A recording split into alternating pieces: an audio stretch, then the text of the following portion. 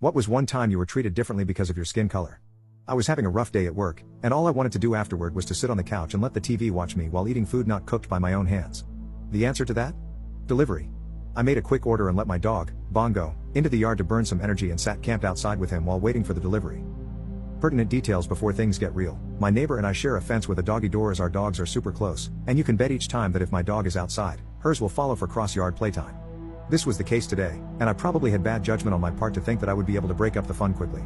Both dogs were in the neighbor's yard at the time the notification came through that the driver was pulling up, and I had to call out a few times to get Bongo's attention. Bongo and I have a game called Runaway, where I will take off yelling and literally he will chase after me like some human-sized fetch stick.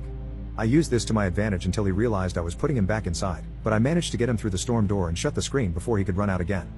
I then realized that I'd left the gate locked like an idiot with the driver standing right outside by this point. I yelled from the porch that she could leave the food by the mailbox, and that is where the fun started. She pointed and yelled, "Is that your dog?" My BS meter wasn't going off at this point. I thought she was asking a question with an obvious answer because duh, she must have been a dog person, so I engaged with dog owner gushiness. "Yes, blah, blah, blah, his name is Bongo, wanna say hi?" But she just stood there awkwardly for a moment, put the food down, and quickly jumped back into her car. In my mind I was like, okay, weird, but whatever. I snatched the food and went back inside. When I went to wash my hands and from the kitchen window, I could still see that she was still parked outside. I thought that it was strange, but I assumed she was probably looking at the route to her next location. I went about my business of preparing to destroy my meal when Bongo suddenly started barking manically at the door. I take a glance at the cameras, and I realize she is still out front parked directly in front of my mailbox. Oh, okay. What's going on here? I go outside and try to get her attention, but she is on the phone and doesn't notice me. I walk up like I'm going to check the mail and she pulls off, but towards the back of the neighborhood that only has one way in and one way out. Lots of people make that mistake, so you'll quickly see cars turning back around, but she never came back. By this time, I think I'm losing my mind, so I go back in but still watching the street for the car to pass. It never does.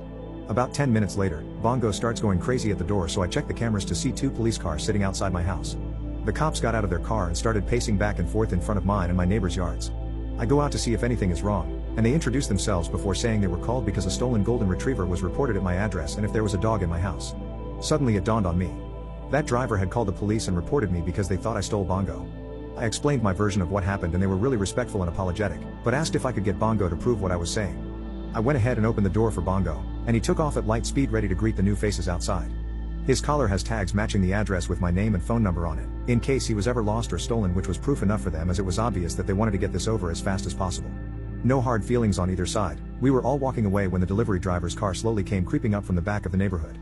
I yelled out to them that the lady was right there, and they positioned themselves in front of her car so she would have to stop and speak with them. I don't know if this lady was drunk or off her meds, but she rolled down the window and was literally sobbing hysterically that she saw me take Bongo from the neighbor's yard, and that animals get no justice. And the icing on the cake? She screamed that my kind only owns pit bulls and Rottweilers, so there was no way Bongo was mine and needed to be protected. I honestly did not want to deal with that mess, so I told the cops I'm sorry I didn't want to engage in a battle of mental illness with her and went back inside. Not much happened after that. I'm guessing the driver got off with a warning and not much else. I ended up reporting the incident to the delivery service and was offered credits towards my next meal, and I changed the tip to $0. As for Bongo, I gave him extra treats that night.